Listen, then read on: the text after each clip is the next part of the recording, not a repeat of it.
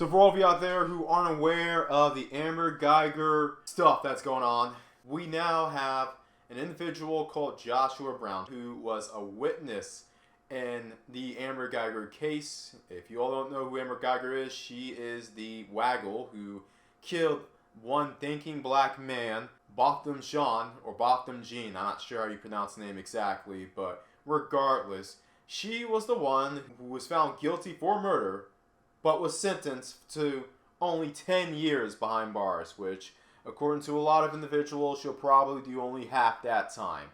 But the most outlandish thing which occurred in the case, which had everybody raveling and rousing and all sorts of crap, including myself, was the reactions of the various individuals, including the brother who basically hugged Amber Guyger after pleading with the judge to do so, and writing some apology letter akin to the level of a 1990s R&B song, along with the bailiff comforting her by rubbing her head across Guyger's hair, along with the judge reading her a scripture, following by hugging her herself. Yes, that's all the hijinks that you need to know about this trial. But now we're starting to see a bunch of other hijinks, particularly hijinks from the community. And as I figured, a lot of these individuals are now trying to use this case of one Botham Jean, Botham Sean, as the example on why, even if you are a thinking black man in particular, that leaving the community, doing all the things right, checking all the boxes, dotting all your I's, crossing all your T's, sipping up your pants, etc., will not mean a lick of a difference in the quote-unquote dominant society, and that they'll still see you as a you-know-what. They'll still despise you, they'll still hate you, they'll still take the gun that you are looking for on the map just to shoot you with it and then teabag you. I mean, look, I get it. There are individuals who, no matter what you do, they will see you in a negative light. I am not denouncing that. The general principle of that is something that I will not argue with. However, there are those within the community, the mediocre Negroes, the Bebe's kids, etc., who have been arguing the point on how they'll see you as nothing but a you-know-what, no matter what you do, for their own nefarious purposes. Let's analyze this. And before I analyze this, one thing I didn't mention in my last video about what we can learn from the Amber Guyger trial. Take this note down. Please, I should have added this to the last video. I apologize for not doing that. This goes to show that the community and the liberal mainstream media only cares when a Bebe kid, when a mediocre, not even a mediocre Negro, I'll tell you about the mediocre Negroes in a sec, but when a Bebe kid, Pookie and Ray Ray, gets shot down justly by the cops. Notice how they haven't been pushing. I don't advocate this by any means, but notice how they haven't been pushing or instigating any sort of riots or violent acts against the quote-unquote oppressor. Notice how the community hasn't urged people to go in the streets and riot and do all this other kind of stuff. And yes, the community will use the excuse of, well, Botham Jean's brother forgave Amber Guyger and was slick Mac hitting on her, so that's why we haven't. No, bull crap. The reason why the community hasn't even protested on behalf of Botham Jean is because he's a thinking black man. And we all know how the community, especially the colorism crybaby constituency, feels about thinking black men. MOT just did a fabulous roast. Him and Solo TV 84. Go check that video out. They did an excellent roast without my assistance on the dating coaches and how they're trying to sell you the dream of basically cleaning up their mess, which the majority of their mess consists of these same individuals who hate thinking black men. Because here's the correlation with that. If you are a thinking black man and you get wrongfully shot, wrongfully targeted, the community is silent. Now, if you're a mediocre Negro who might have been doing something wrong, you might have been didn't do nothing wrong, you may have been legitimately innocent, it's debatable, or you were facing up against someone who's an equal asshole or equally mediocre as you'll get the protest, yeah, you'll get the marching and the BLM and all this other kind of stuff. You'll get that. Some protests.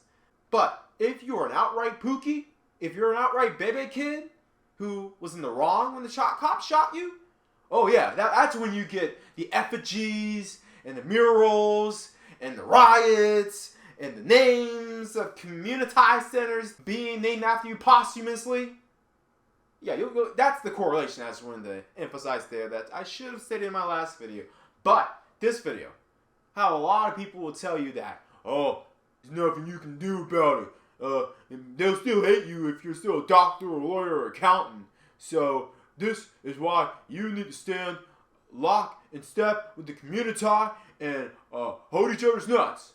And I know every instance the person who came up with that term, I know he doesn't use it in the mocking term that I use it in, but let's just face it, a lot of individuals, when they say hold each other's nuts or that sort of thing, a lot of that just narrows down to a lot of these mediocre Negroes at best, and Bebe's kids, Pookie and Ray Ray's Scraggle Daggles at worst, basically wanting to hold thinking black men in hostage. They don't want you to leave the plantation. They want you to basically backpack them like you're the one person on the Call of Duty team who isn't a 12-year-old who should be playing Fortnite. Come on. You're that one person who went 31-2 and everybody else has a negative kill-death ratio. That's what the community means when they use stuff like this and try to shame you and say, you ain't gonna be nothing but a ninja. You ain't nothing but a ninja. Doesn't matter what you do, man. Man, look, man. This is Pro Whack. The Pro Whacks are back. Yeah, I'm roasting Pro Whacks. You didn't think I was gonna leave the Pro Whacks alone forever now. But, nah, look, it's the Pro Whacks here, and despite my worst impersonation of lip smacking Mac, man, I need to tell the people something. I need to tell the people because, in the words of Alabassa, Shabassa, Nefertassa, Hotep Passa, that's my pastor. Ain't talking about that Christian stuff, that Bible stuff. See, that Bible stuff is what led us down the path of having Amber Geiger being comforted and having those slaves trying to ask for her forgiveness, even though she done wrong. Even though she's the didn't do nothing wrong. Which I agree to in that part. But, man, look, I don't follow the masses' language. And I don't follow the masses' ways. Because, the massa wanted us to learn English, even though I know you guys want to tell me historically that, what? Oh, yeah, I don't care if the real masses kill the smart blacks. See, the mass, that's what they want to tell you. That's that conservative, Republican coon talk that brings up that history. They bring up that history so they can play the reverse psychological Jedi mind trick games that those people do in order to tell us that we should be speaking English and all that kind of. Now, we've had a language. We've had the Wakandan language before we came out here. And that Bonic stuff that a lot of these coons want to say, and I'm not talking about the real conservatives, they're sandals actually, but I'm talking about the educated lames who speak up against our Pookie warriors. How dare those coons? See, they want to say that Ebonics is bad. Ebonics was the way that our peoples was trying to reminisce back to our native Wakandan tongue. But yeah, about this Amber Geiger trial, man, ain't nothing you can do about it, man. You can't be all educated and all that kind of stuff because, you know what, that Bottom Sean guy, and I bet he was a coon too, and you know what, I bet he was dating snow bunnies too. Yeah, even in good old boy Dallas, because, those accountants, I've met all those black accountants. and even the ones who did my taxes and helped me get the IRS off my ass. But I saw in one of the pictures, actually multiple pictures, of him with his snow bunnies. Yeah, snow bunnies, man. That Negro think he was a Mac. I don't give a damn if he was doing my taxes and getting me out of that IRS shit show. All of them accountants who be black or coons. And that goes double for all the engineers and triple for all the doctors. I bet you they all swim. A bunch of snow bunnies and Marias and Mylins, especially the doctors, the Mylins. And those in the internet and the SYSBM crowd talking their trash about how Mylins and Mayukos and Kagomes and Hinatas are gonna save them. Save them from what? We'll save them for what? It ain't gonna matter. It ain't gonna matter if you're a financial investor or an accountant or an engineer or a multi-millionaire looking like the freaking Black Monopoly man. It doesn't matter because society's gonna see you as a ninja. So ain't no use being all hoity-toity and talking white and marrying outside the community. Even if you get a Lupita, we about to cook y'all Negroes tonight over that stuff. Oh, y'all watch out. We coming there soon because you know what we realize? They's non-ADOS. Man, you know, the non-ADOS girls, they all of a sudden, they want to look at their surroundings and they want to look at the ADOS crowd and start to realize that they's better than us. Not because they actually work hard and goes to college and rewards their men's with, you know, their validation when their men's are teenagers. We don't do that in the community. Thugs, the community warriors, they get the praise of the women's when they're young. But those non-ADOS girls, they want to go for the smarty, arty, non-ADOS African booty scratcher guys. And all of a sudden now, us ADOS guys, we ain't getting play from Lupita. I mean, come on, man. Y'all can't be dogging us, man. We got the game. We got game, y'all. We got the immovable, unbreakable, impenetrable, undeniable force known as swag. And if y'all sisters from Wakanda and from the islands, if y'all don't like swag, y'all some bed wenches. And that's why we're gonna kick you out of our community. If you can't witness the might and the power known as swag, we're just gonna create a fancy schmancy hood ass term known as ADOS so we can just alienate y'all into y'all own thing, even though it'll backfire us in the ass in the long run because the US government is basically gonna give y'all your own spot in the census records come 2030, just like they're about to do with the half-breeds. And man, y'all half-breed boys, you better not look at our women. Those light-skinned biracial women are ADOS. Those are our women. That is what I've been hearing from the communitists who have basically been trying to push you and shame you by telling you that you'll be liked by no one, no matter what you do. Well, for starters, we don't do this to be liked. We know we're going to be hated. And as a matter of fact, I can tell you right now, as someone who is from the northeastern United States, there is nothing more hated amongst those kind of people, non-ADOS people, and ADOS, than an educated black man. Trust me. And that's sort of ringing true from where I am right now. Maybe because it's a leftist coastal thing. I don't get it. Maybe not even, well, yeah, it's leftist. I can't even call it liberal. It's just leftist, progressive, POS crap. Because you go to some real classical liberal places, Shout out to Minneapolis and Denver, the Pacific Northwest, Hawaii, all those places. And they actually appreciate thinking black men. The numbers don't lie.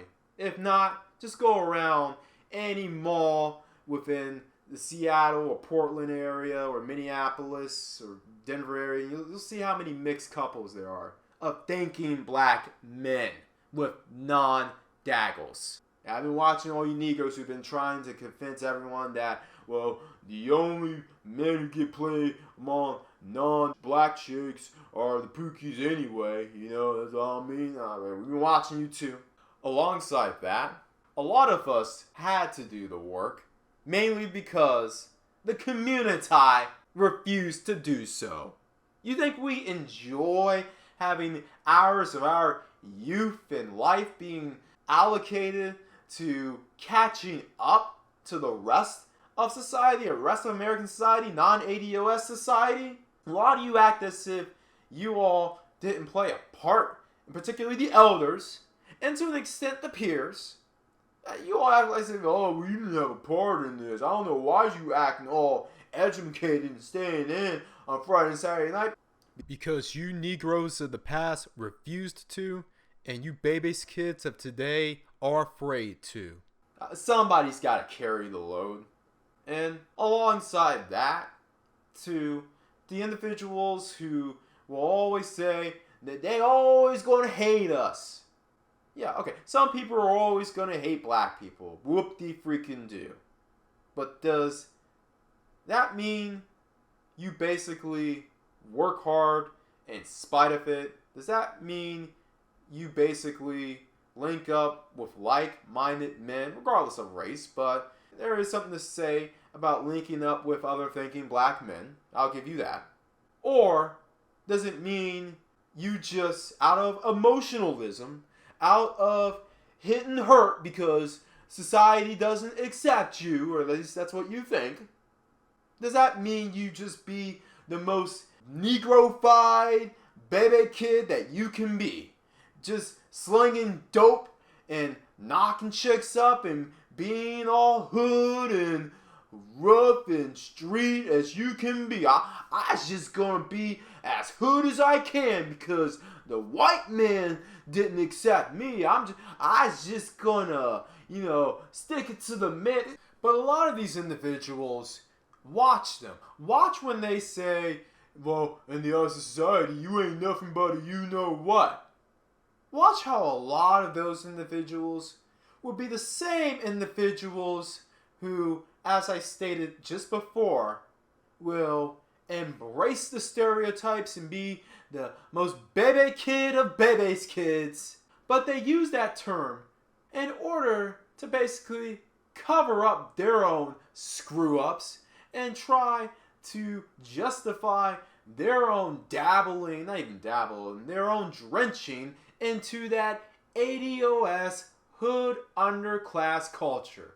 Because the reality is this: if we didn't have as many people playing into those stereotypical baby's kids community minstrel displays of shame, then guess what? Not nearly as many people would hate us. But to the credit of the community, I will say this. A group of individuals who basically built a country by naming black men as the boogeyman. Those individuals, not all, but those individuals have exposed themselves to be the weakest group of their group. I'm sorry, that's just how it is. And not a lot of people who are like that are disproving it. I mean, when you meet someone who is genuinely cool with everyone regardless of race, that's the exception. That's a true exception. And you know what?